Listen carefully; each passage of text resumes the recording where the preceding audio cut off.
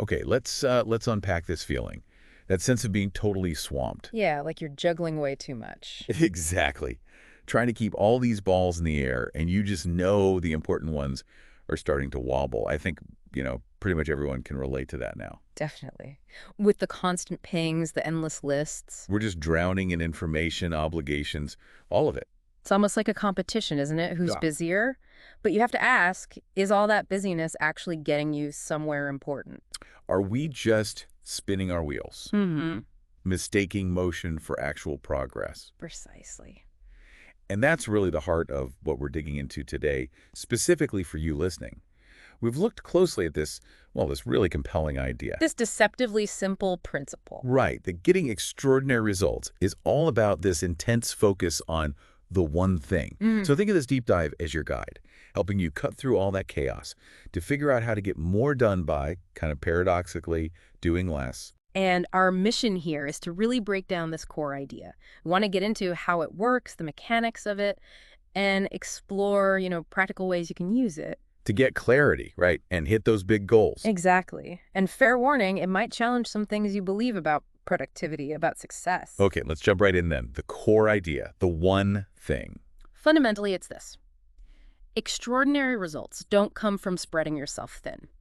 They come from focusing your energy like a laser on the single most vital task. And the story behind it is quite telling, isn't it? It really is. It came from someone who already thought they were focused, but they realized they weren't focused enough. What happened? Well, they had this major goal, needed to hire 14 key people, and they decided, right, that is my only job right now.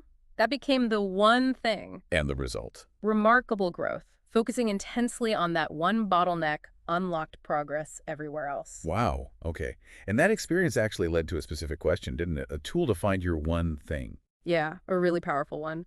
What's the one thing you can do this week, such that by doing it, everything else would be easier or unnecessary?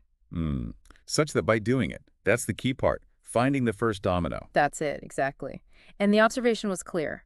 Big successes almost always followed periods of intense, singular focus. Whereas scattered effort led to, scattered results.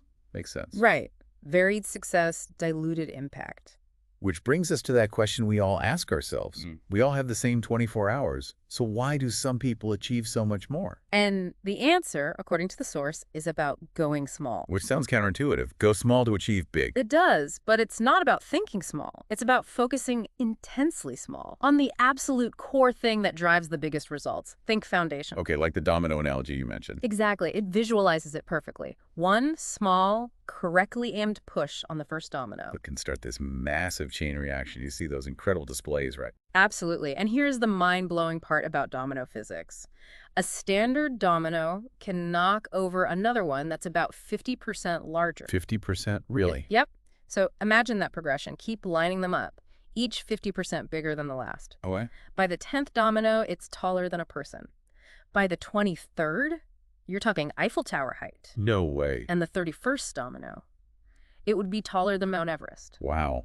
All from that first tiny push. It just shows the staggering potential, the geometric power of focused effort. It's not about trying to knock down everything at once. It's about finding the right first one and hitting it hard. Exactly. Line them up, focus on the lead domino. Like Ogmandino said, concentrate on one thing at a time to advance. So where do we see this playing out? The source gives examples, right? Success leaves clues. It does, and it looks at highly successful companies first. Think about the iconic ones. Okay. Often, their dominance came from being known for one thing initially, KFC and that secret recipe. Right. Coors, early on, just one beer from one brewery, focused on quality, Intel, microprocessors. That was their one thing that powered their rise. Google and search, obvious. Absolutely. And even Starbucks, you could argue their one thing is that whole in-store experience they built around coffee. What about something like Star Wars? Is the one thing the movies or all the merchandise? That's a great question the source raises. The merchandise brings in huge money, sure. But you could make the case that the movies are the essential one thing enabling all that merchandise. Without the films, the desire isn't there. Interesting point. It's the engine. Exactly. And it's not just companies. At the individual level, one person or one key relationship can make all the difference. Like Walt Disney and his brother Roy. Perfect example. Walt had the vision, Roy handled the business side. That synergy was crucial. Or think about Oprah. Jeffrey Jacobs encouraging her to start her own production company. Right. That key influence. What? Or the Beatles. And George Martin, Yeah. their producer, he brought that musical know-how. He was the one missing piece that helped shape their sound.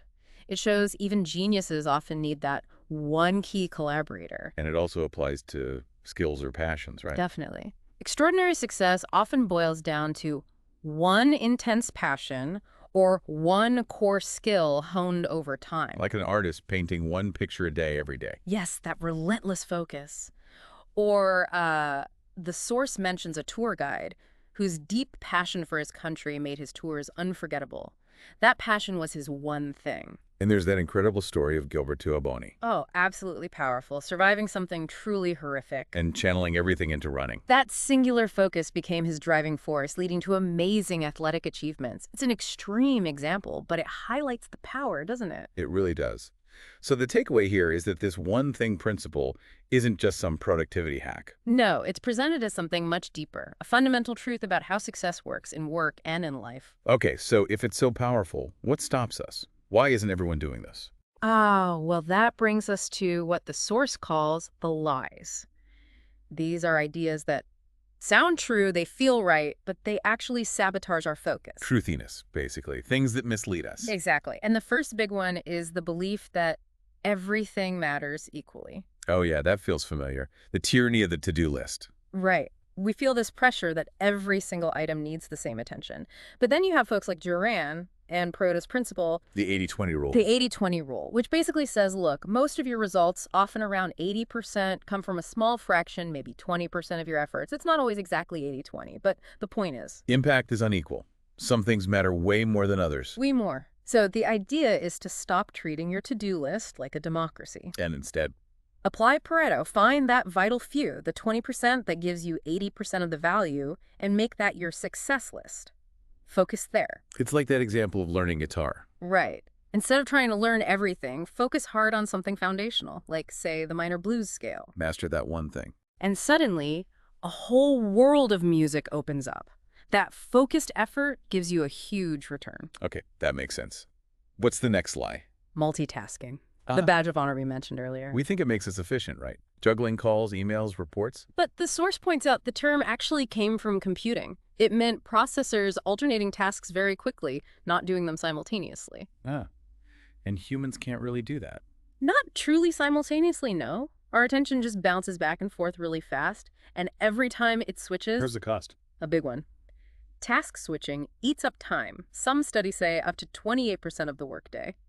Plus, it leads to more mistakes, worse decisions, and definitely more stress. Yeah, I feel that. Okay, lie number 3. A disciplined life. We tend to picture super successful people as these models of perfect, constant discipline in everything. Like willpower machines. Exactly. But the argument here is that success isn't really about having superhuman discipline 24/7. It's about building the right habits. Using discipline strategically. Right. Using short bursts of discipline to install a key habit. Think of discipline as the startup energy for the habit. How long does that take? Well, research from University College London suggests, on average, around 66 days to form a new habit. Once it's locked in, it runs more on autopilot. Less willpower needed day to day. Much less. Think of Michael Phelps. Incredible discipline for his swimming habits, right? Mm-hmm. Training, diet, etc. But maybe not equally disciplined in every other aspect of life. The key habits were the one thing. And installing one good habit can kind of lift other areas too, like a halo effect. Yeah, there's often a positive spillover, which connects to the next lie. The idea that willpower is always on will call. That we can just tap into it whenever we need it, endlessly. But it doesn't work like Yeah. that. The marshmallow test kind of showed this early on. Willpower, delaying gratification, it's finite. Like a muscle. Gets tired with use. Exactly. Or like gas in a car, you use it up throughout the day. And when it's low, Decision-making suffers. big time. Remember that Israeli parole board study? Judges were way more likely to grant parole early in the day. When their mental energy, their willpower was fresh. Right. As the day wore on and decisions piled up, they defaulted to the easier, safer decision denial. So timing is crucial. Do your one thing when willpower is high. First thing in the morning, ideally. That's the strong recommendation. And fuel it. Sleep, nutrition, they directly impact willpower reserves. Makes sense. Okay, what else is misleading us? The pursuit of a balanced life. Oh, but isn't balance good? Everyone talks about work-life balance. It sounds good, and it's a relatively new idea, historically speaking. But the argument here is that achieving something extraordinary often requires periods of imbalance, Meaning, meaning intentionally giving disproportionate time and energy to your top priority, your one thing. It's not about perfect equilibrium all the time, but more like counterbalancing. so intense focus for a period, then maybe shift focus later. Sort of. Recognizing that you can't give equal weight to everything simultaneously if you want exceptional results in one area. Trying to achieve perfect balance might just lead to mediocrity across the board. Like that story of the businessman who thought he could just make up for lost family time later. Exactly. It illustrates the fallacy. Some things you can't just balance out later. You have to be present for what matters when it matters. Counterbalancing acknowledges that sometimes your one thing needs almost all your attention. Okay, one more lie. The last one, big is bad. How is big bad? Don't we want big success? We say we do, but subconsciously, sometimes the sheer scale of a big goal can be intimidating. It creates fear. Fear of failure, or even fear of success. Both, potentially, and that fear can lead us to shrink our thinking, to aim lower, to play it safe. So we limit ourselves before we even start. Precisely. But the source argues that thinking big is essential. It's the precursor to acting big and achieving big. Look at Sabir Bhatia dreaming up Hotmail. That was a huge idea. Arthur Guinness signing a 9,000-year lease. J.K. Rowling imagining a whole wizarding world. Exactly. Big vision fuels big action. And often, the process of pursuing something big forces you to grow. So the challenge that seems huge at first starts to feel smaller as you develop. You're right. Your capabilities expand. This ties into Carol Dweck's work on mindsets. Growth versus fixed mindset. You need that growth mindset, believing you can develop the abilities needed to truly embrace thinking big. Okay, so we've busted the myths. Yeah. How do we actually find our one thing day to day? That brings us back to the focusing question. It's the practical tool. Remind us again. What's the one thing I can do? Such that by doing it, Everything else will be easier or unnecessary. simple but powerful. Incredibly. Because it acts like both a map and a compass. Map and compass. How so? It's a map because it connects your immediate action to your bigger goals, the easier or unnecessary part. And it's a compass because it points you to the single most important step right now. Driving you to the best choice, not just a choice. Exactly. It forces prioritization, and you can apply it anywhere. Like, what's the one thing I can do for my health such that? Or for my key relationship such that? Precisely. Finances, job, personal growth.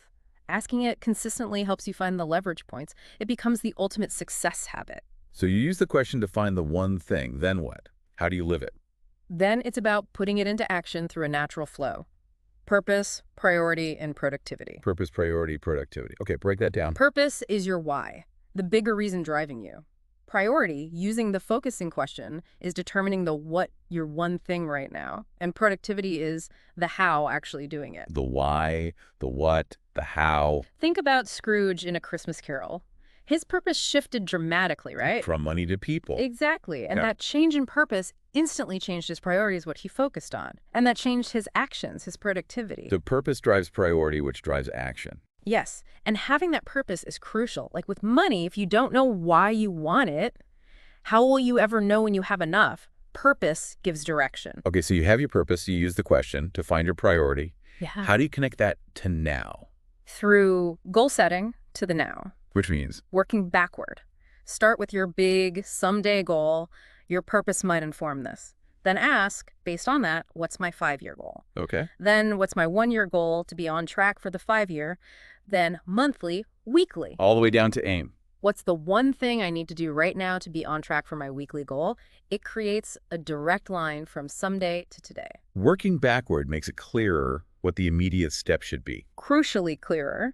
And research shows visualizing the process, the steps, is more effective than just visualizing the outcome. And writing it down helps too, right? Massively.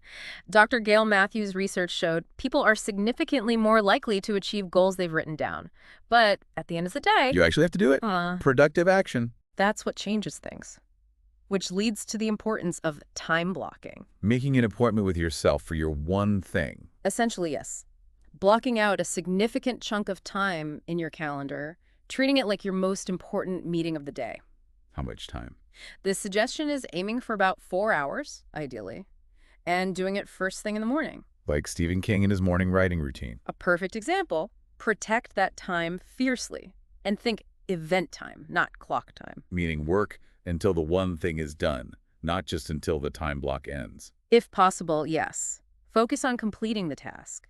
You also need to block time for planning weekly, monthly, annually to review and stay aligned. Like Seinfeld's don't break the chain method for daily habits, building momentum. That's a great tactic for consistency, absolutely. Keep the streak going on those essential actions. Okay, so time blocking is key. What else supports this? The source outlines 3 commitments needed to really make this work long term. First is a commitment to mastery. Meaning becoming the best you can be at your one thing. Exactly. Embracing that journey of continuous improvement. It connects to ideas like the 10,000-hour rule, deliberate practice, really honing your craft. And getting good at one thing can help you learn others faster. Often, yes. Skills and disciplines can transfer. The second commitment is seeking the best. Going beyond just your natural talent. Right. Moving from just relying on your entrepreneurial instinct to a more purposeful approach. Actively looking for better models, systems, coaching, ways to break through your current ceiling. Don't just rely on what comes easily. Find proven methods. Exactly. Be willing to learn and adapt. And the third is a commitment to accountability. Taking ownership of your results. Complete ownership, using feedback, good or bad, to improve. Maybe getting an accountability partner or a coach. Does that help? Having someone check in. Research suggests it does. Dr. Matthews found progress reports increase success rates. And Erickson's work on expertise points to coaching being vital for top performers. Okay, mastery, seeking the best, accountability, got it. But things still get in the way, right? Oh, yeah. Even with the best intentions, there are pitfalls. The source calls them the 4 thieves of productivity. Thieves. Okay, what's the first one? Saying yes to everything, or maybe the inability to say no. The people pleaser problem. It's a big one. Every time you say yes to something small or unimportant, you're implicitly saying no to time for your one thing. Like Steve Jobs being famous for saying no to keep Apple focused. Exactly. He understood the power of no to protect the yes that truly mattered. Learning to say no respectfully but firmly is crucial. Okay, thief number 2. Fear of chaos. Chaos. When you're intensely focused on your one thing, other areas might get a bit messy. Your desk, your inbox, maybe some household chores. Things get neglected because you're zeroed in. Right. And that can feel uncomfortable, chaotic. You need to accept that a certain amount of tidiness might be sacrificed for the sake of focused progress. It's usually temporary. Tolerate the mess to make progress. I bet. Third thief. Poor health habits. This one's huge. Sleep, diet, exercise. The fundamentals. If you neglect them, your energy crashes, your focus disintegrates, your willpower weakens. You're basically sabotaging your ability to perform. Your body and brain need fuel and rest to do deep work. Absolutely critical. And the final thief. Number 4. An unsupportive environment.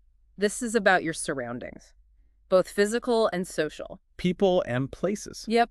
The people you spend time with have a massive influence on your habits, your mindset, your well-being. Research from Harvard and UCSD backs this up.